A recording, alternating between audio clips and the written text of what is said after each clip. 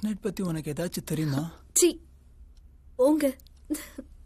இல்ல, எனக்கு எதுவுமே தெரியாது, அதனால தான் கேட்டேன். சரி சாந்தி, பால் குடிச்சிட. நீங்க குடிங்க. குடி. நீங்க குடிங்க.